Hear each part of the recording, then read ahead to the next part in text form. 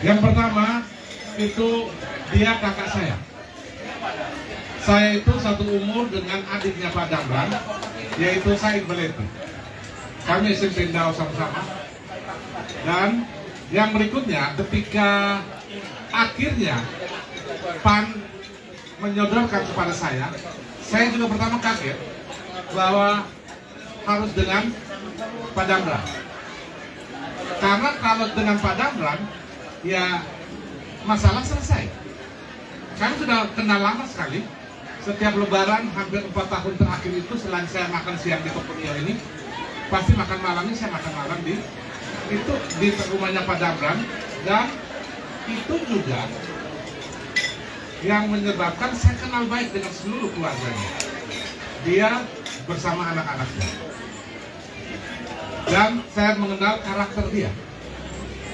Maka kalau ditanya alasannya itu adalah saya menganggap dia kakak karena jelas dia lebih tua dari saya. Dia juga agak lebih tinggi dari saya. Jadi itu Om Damran sekarang. Baik, terima kasih teman-teman pers atau wartawan. Kalau tanya saya, kenapa saya menerima pinangan atau saya disandingkan dengan Pak Lori, tidak ada rencana, tidak ada planning. Ini hidup ini mengalir, mungkin yang tepatnya ini kehendak Tuhan. Kalau bilang kami dipertemukan, kami dari kecil sudah ketemu, sudah tahu. Tapi memang ini bagaikan mimpi, dan ini tidak ada siapapun tidak bisa membendung. Ini kehendak Tuhan, dan rakyat itu saya melihat antusias sekali, dan saya yakin ini memang jalan Tuhan. Jodoh politik saya dengan Pak Lori, saya rasa itu saja. Baik, berikutnya saya bertanya kepada ketiga pimpinan partai di apakah kehadiran dari ketiga pimpinan partai ini itu juga disertakan dengan surat keputusan untuk mengusung kedua paket ini. Terima kasih. Dalami tadi dulu dalam konteks politik. Baik, Lanjut.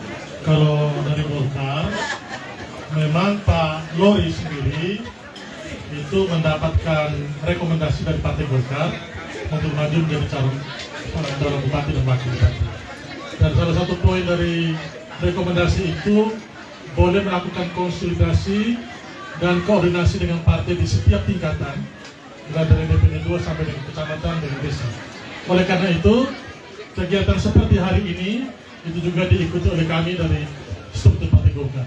Mengapa Partai Golkar, struktur Partai Golkar itu hadir sejak awal, sejak pendaftaran di partai-partai, kami selalu mendampingi karena ada surat rekomendasi dari DPP, dan juga beliau adalah Ketua Dewan Pertimbangan dari Partai Golkar. SK Partai Golkar itu nanti pada akhir bulan Juli setelah selesainya survei dari Partai Golkar.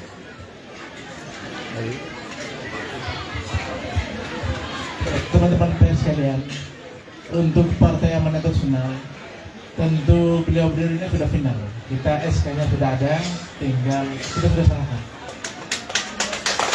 Dan mudah-mudahan kita doakan bersama bahwa perjuangan tiga partai ini akan kompak untuk memenangkan beliau berdua. Amin. Terima kasih.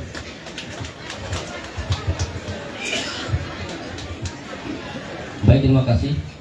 Terkait dengan pertanyaan rekan-rekan wartawan tadi, saya langsung saja. Saya di sini berbicara atas nama Ketua DPD PKS Partai ini. Ketika saya hadir di sini, artinya mempertaruhkan segala macam ketika SK itu belum jelas. Maka dengan hadirnya saya di sini, pertanyaan terkait dengan SK itu berarti sudah final.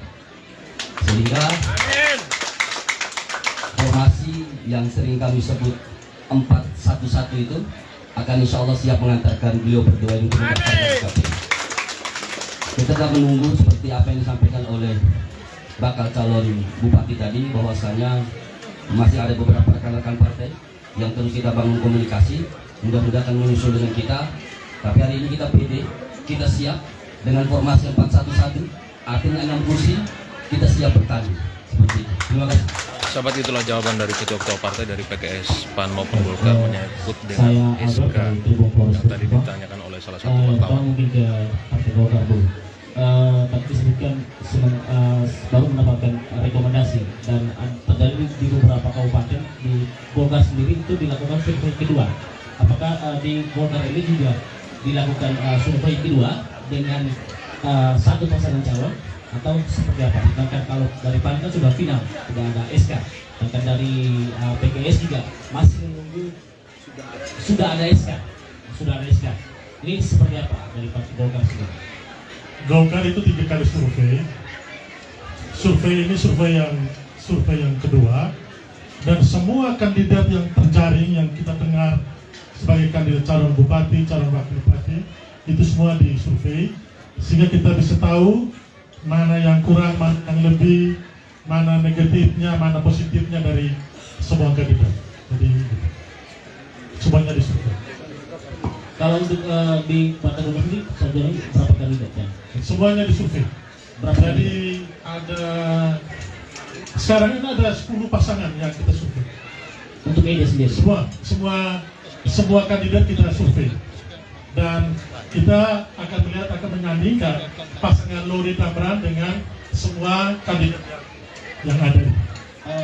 Kabar lagi kalau untuk dibandingkan dengan survei pertama itu dari 10 pasangan mana yang paling tinggi? Ketika survei pertama belum berpasangan, dan Pak Lori masih lebih tinggi, dan itu juga dikatakan oleh Pak Melki Lakalena, Pak Lori yang paling tinggi.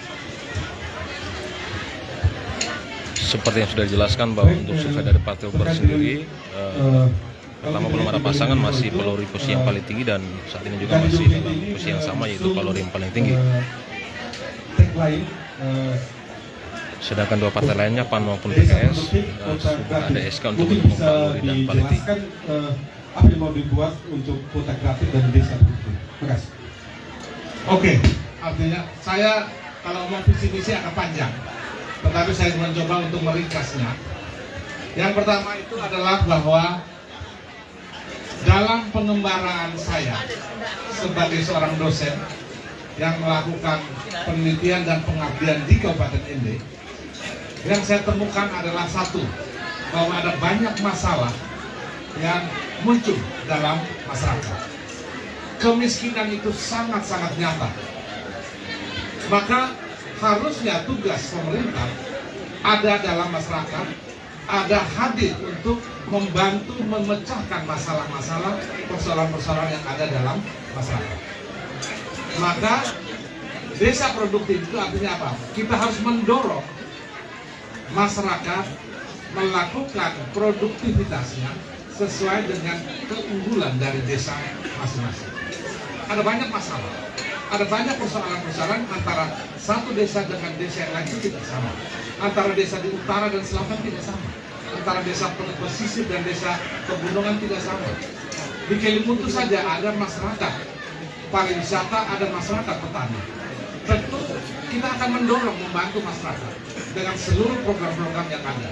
Maka kita mendorong produktivitas masyarakat supaya apa? Supaya masyarakat bisa bekerja dengan baik, menghasilkan penghasilan yang baik. Itu desa produktif. Kita mendorong produktivitas. Lalu sampai di kota, maka terjadilah yang kita sebut kota Ende harus menjadi kota yang produktif. Maksudnya apa?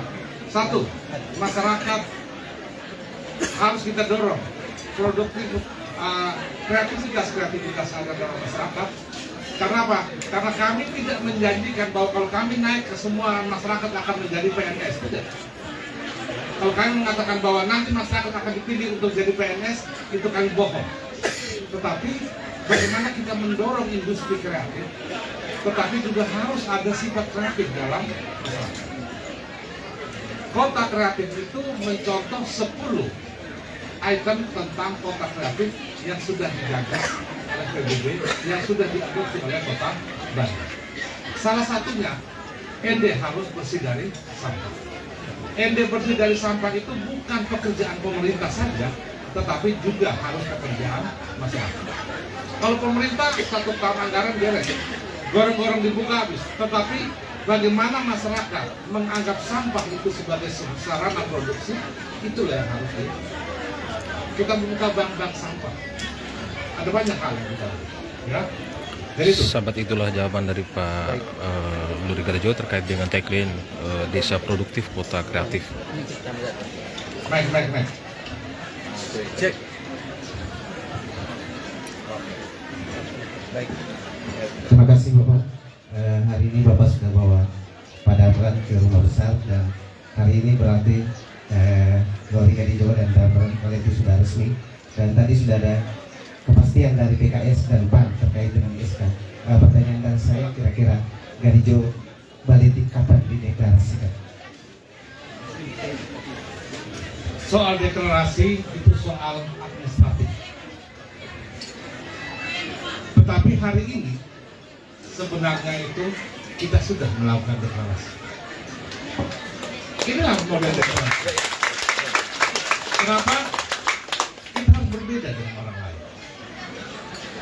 Istilah keren yang diungkapkan oleh sahabat saya, dia bilang kita harus menari dalam gendang yang kami punya. Inilah hari ini kami deklarasi. Tinggal nanti datang, maka setiap hari kita lakukan deklarasi. Jadi, Baik Mas, saya Ubi dari TVRI. Pertanyaan saya satu. Saat ini kan isu di publik adalah isu SARA. Isu SARA sangat berkembang di publik. Mungkin dari pasangan Luri Gadajo dan Damran Baleti, apa strategi untuk mementakkan isu SARA ini? Terima kasih. baik, ND adalah kota Pancasila. Ketika saya memilih siapa yang akan menemani saya, tentu seluruh komponen ada dalam masyarakat itu saya pertimbangkan. Maka isu SARA bagi Gadajo dan Baleti itu selesai ketika kami berdua berpasangan. Kami tidak urusan lagi yang namanya Katolik, Islam, Kristen, tidak ada urusan lagi. Kita mau menunjukkan bahwa yang kita lakukan adalah kerja-kerja untuk masyarakat. Karena kita bisa lihat sendiri, ini Kopunio ini 90% keluarga saya itu Muslim. Ya. Haji, hajah, semua ada. Bagaimana saya bisa berkampanye dengan baik ketika mereka bertanya, Pak Jangas tinggal kami? Maka ketika isu SARA selesai, sudah tidak ada lagi kita berbicara tentang isu SARA. Karena memang seharusnya di kota yang kita gadang-gadangkan sebagai rahimnya Pancasila tidak lagi mengkotak-kotakan masyarakat. Itu saja. Saya tambah sedikit Pak Luri dan juga Pak Damran, untuk mengantisipasi kekurangan kursi untuk memenuhi besok pilkada, karena PAN dan juga PKS masing-masing baru 2 kursi kekurangan kursi. Jadi untuk mengantisipasi survei kedua ini seperti apa? Apakah akan dilakukan komunikasi dengan partai politik lain atau seperti apa? Saya selalu berpatokan pada hasil pleno kami di Jakarta sebelum melakukan survei pertama. Jadi dia punya cerita begini, Golkar itu menjaring baca kada itu dari 2 tahun yang lalu, dari 7 menjadi 5 menjadi 3. Terakhir itu di Jakarta, ketua pemenangan pemilu, nanti bisa dikonfirmasi juga termasuk kepada Pak Melki Laklena, ketua pemenangan pemilu Golkar Nasional mengatakan bahwa Golkar tidak ada mahar, tetapi para baca kada wajib menanggung biaya pemilu. Nah, di ND, biayanya apa saja? Biaya menyangkut survei. 1 kali survei itu, karena ini memang terbuka ya, untuk 150 juta per survei. Akan ada 3 kali survei dan menanggung biaya saksi.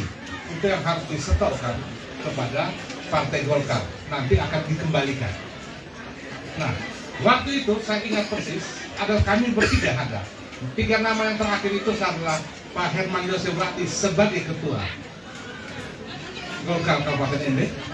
Ada Dr. Dominikus Minggu Mere, calon yang kedua, dan saya adalah calon yang ketiga. Ketika Pak Melki Lakalena sekretaris memanggil, dan untuk Ende bagaimana? Siap 150 juta. Pak tanya Bapak Herman Yosef Bakti, Bapak Heri mengatakan bahwa saya datang ke Jakarta untuk mendampingi saudara saya Lori Gedijo untuk hadir dalam rapat ini. Saya tidak ikut. Maka Pak Heri tidak masuk. Lalu Pak Melki menelpon Dr. Domi. Bagaimana Om Dokter? Kalau soal itu saya mengundurkan diri.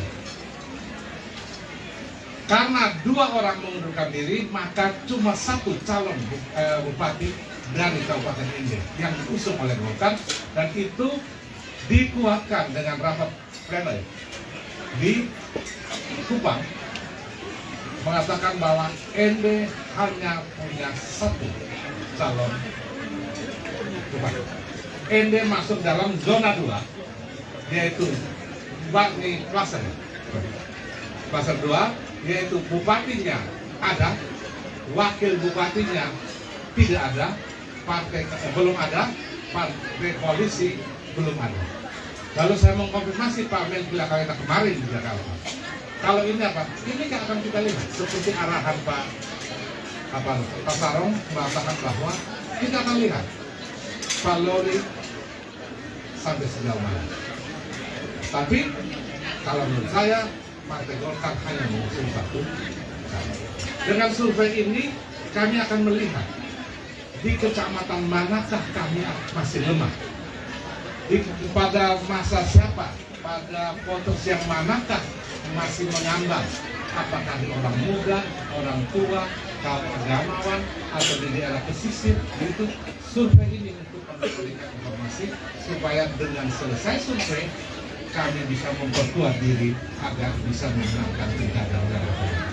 Sahabat, itulah jawaban dari Pak Lori Gedijo terkait dengan survei yang dilakukan oleh Partai Golkar, mengapa dirinya cukup yakin ya nanti akan diusung oleh Partai Golkar karena 2-3 kandidat sebelumnya yang juga menjadi calon bupati yang diusung oleh Partai Golkar, ada yang undur diri dan lain sebagainya, seperti yang tadi sudah dijelaskan oleh Pak Lori Gedijo.